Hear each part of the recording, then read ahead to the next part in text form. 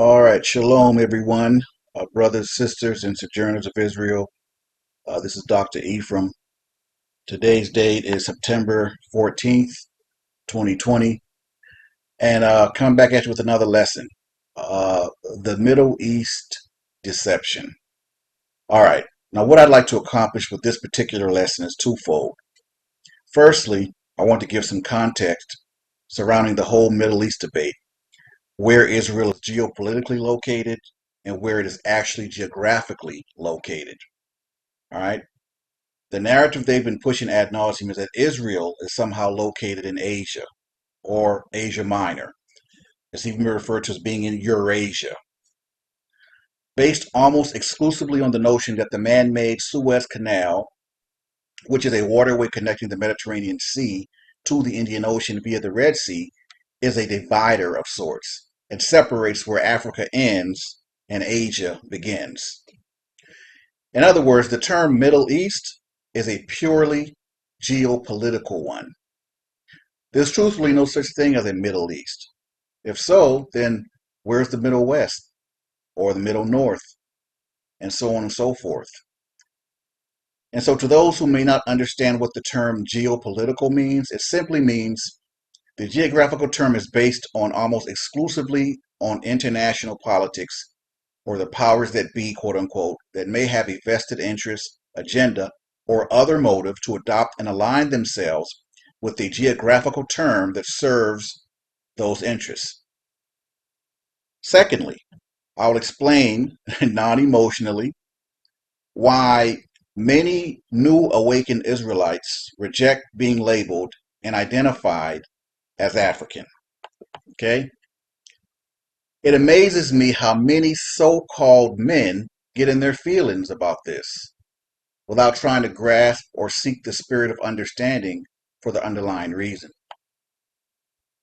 The term Middle East is actually 100% European construct, same as Palestine, which is actually ancient Judea, changed by the Roman Emperor Hadrian to take away the Jewish connotation of the land and the region. The people that occupy that region today, the so-called Palestinians, are not its original inhabitants and have no true legal, ancestral, or moral rights to the land. Sound familiar? But the reality is, no matter how much they insist on denying the geographical facts, Israel is located in the northeast region of Africa, as evidenced by the African tectonic plates.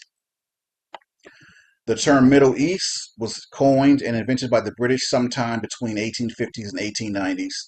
It's debated, when exactly.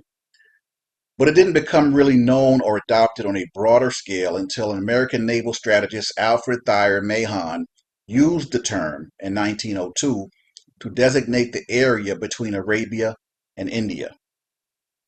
See, they concede Egypt being in Africa, but then they stop there and will not concede what is geographically obvious, that Israel is actually located on the continent of Africa as well.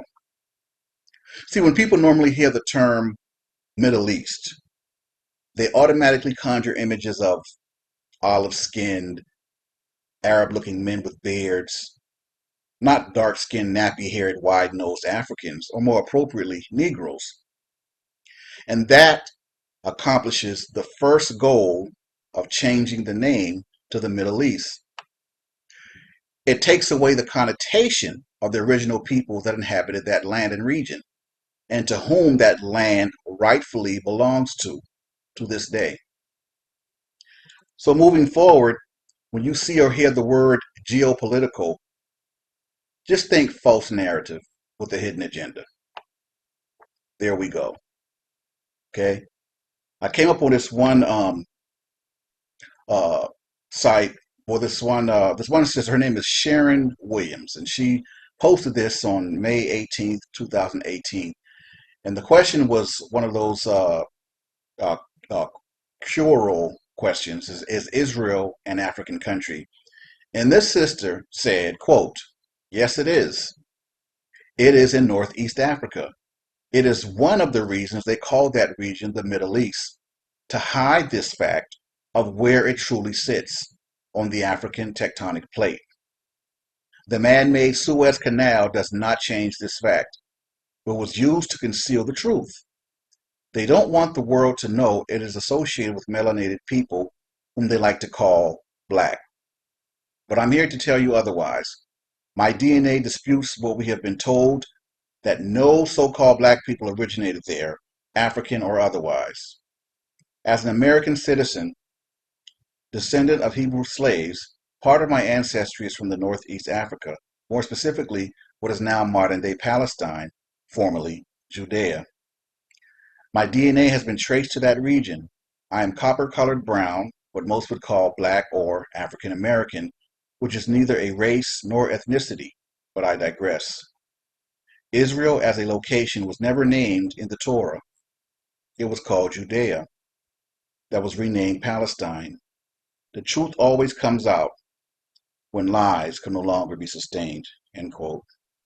And shout out to that sister Sharon Williams. Those were her words, okay? And everything she said, I'd already covered, which is it's true. It's confirmation. Everything she said in that post, I covered. So, and we're on the same page. All right. So, with respect to the second aspect of what I wanted to address, I need all of these self-proclaimed Pan-Africanists, pro-black enthusiasts, Marcus Garvey, Back to Africa type supporters, and these Egyptologists to truly understand something.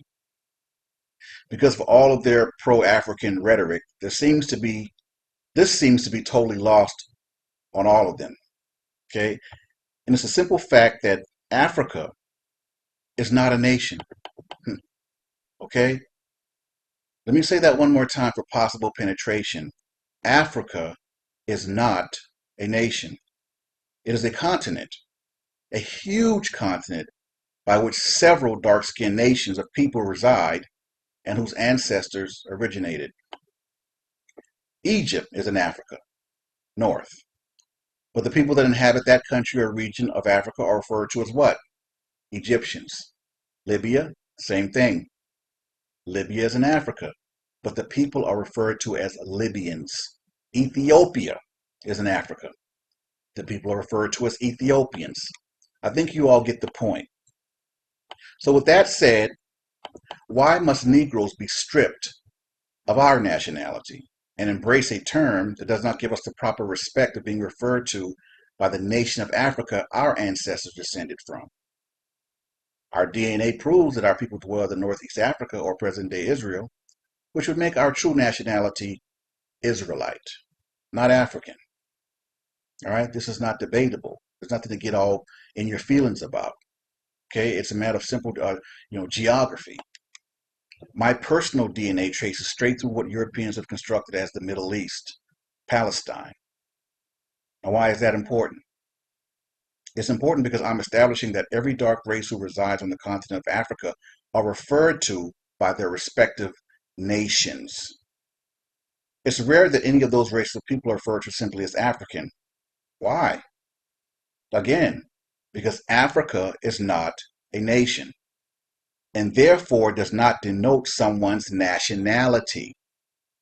This simplistic geographical concept is exactly why Negroes should not be referred to as Black, African American, or even simply African, because every single one of those terms further strips the dignity of us having our own identity. So what? Every race on the planet has a nation except us? Or better yet, why do all those dark races get the respect and pride of being referred to by their nation, but Negroes have to be satisfied with and promote the term African when it does not properly denote who we are or what nation we descended from? Yes, we dwelled and came from a nation as well. We are not simply African. And this is exactly why most Hebrew Israelites reject that sole designation. All right? This is how and why my DNA teaching is so very important to our people. Because I have been able to genetically remove our people from the dark nations of Africa that do not share our DNA, which further proves we are not from the same bloodline. The Zondervan Compact Bible Dictionary refers to the dark races by their nationality that came from the seed of Ham. That would be the Egyptians, the Ethiopians, the Libyans, and the Canaanites. Okay? Now, the fact that Hamitic Africans were referred to as Canaanites help illustrate my point as well. Because Hamitic Africans did dwell in Canaan, now known as Israel, i.e., the Promised Land, before they were dispossessed of the land by Joshua.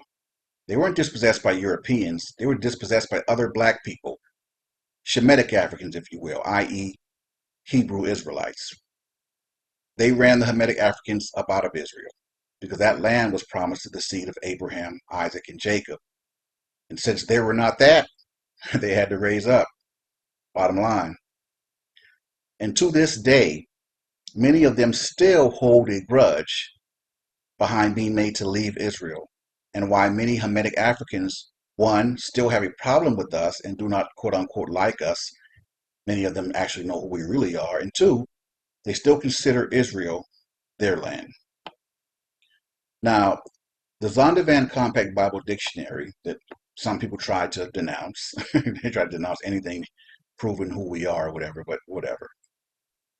The Zondervan Compact Bible Dictionary said that Ham became the progenitor of those dark races. And I already named them, but it said the caveat it gave us was, but not the Negroes, which would be me and most of you, I'm assuming. So even though they revealed that Negroes are not from the bloodline of Ham, they still didn't give us the respect and dignity of referring to the nation Negroes actually came from. So even though this Zondervan piece is somewhat crucial in what our DNA/genetics prove, they still only told half the truth. Clearly, a lot of people, including our own, for whatever reason, have a problem with Negroes being the true Hebrews of the Bible, and will sometimes go out of their way to not refer to us as who and what we truly are, which is Hebrew Israelites. I mean, it is what it is. We're not quote unquote Africans, okay? The Holy Scriptures, our DNA or our blood, and the Zondervan Compact Bible Dictionary all point to and verify this genetic fact. Just know this. They, and I mean the enemies of our people, and they all know who they are not going to ever submit to the truth, no matter how much their lies are shut down, and our very own DNA verifies that they have been in our embracing cultures not their own. It never has been. That said, I again ask every single one of you to not let my labor in this truth be in vain, and continue to do your part for the kingdom. Continue to share my posts, embed the videos with the world on your pages all across the social network. Ahaya by Hashem Yeshua HaMashiach, and they're both with us. I speak with thus said the Lord God of hosts, and I fear none. All right? So hopefully this explained, the reason why many Israelites reject the term African. It's no disrespect. It's not, anything like that. It's just they want to be referred to respectfully as every other race of people referred to by their nation, by their nationality. It's as simple as that. Whether you like it, agree with it or not, there it is there. Okay? So that's it. That's all I got. Hopefully the context and, give you something to go on if you want to, research further on that whole Middle East thing. I gave you a nice, foundation there. So until next time, all of y'all be safe, and I speak blessings over you and all of your families. This is Dr. Ephraim signing off, and I'm saying shalom.